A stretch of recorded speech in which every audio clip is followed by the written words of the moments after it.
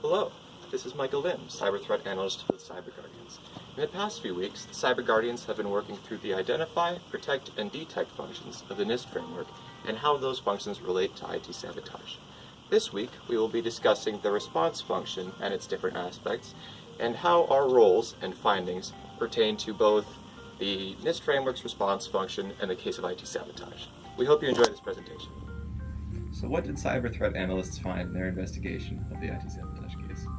What we cyber threat analysts have found is that the company that was succumbed to the IT sabotage failed at the identification stage, and which led to a huge gap between the investigation and response. They lacked any containment methods or any long-term methods at all to eradicate any exploits, vulnerabilities, and this will lead to wide openings where it can be attacked over and over again. Also, they just lacked any readily available at hand shutdown methods or protective methods or anything at all, which is why their own employees took advantage of their systems and led to the potential outbreak of the attack. So what did the IT risk department find in their investigation of the IT sabotage case? So mainly our analysts found that the incident response and mitigation strategies were not implemented at the time of the event, and this kind of led to a procedural breakdown, resulting in inefficiency and attacker success.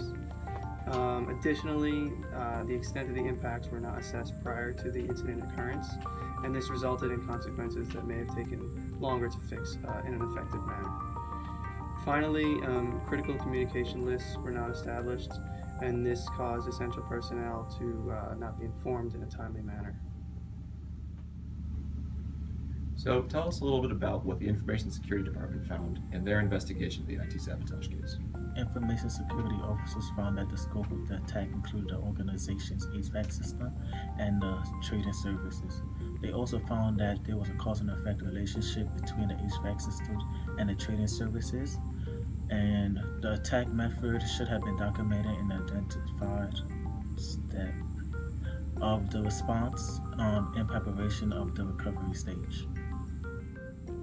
So take us through the steps of the compliance department findings pertaining to the IT sabotage case.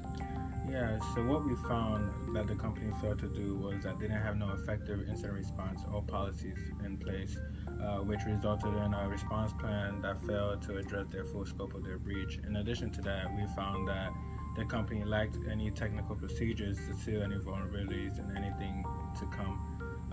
They had an excessive time between discovery and response. Lastly, they had a deficit of coordination with victims and stockholders, which essentially increased potential for lawsuits.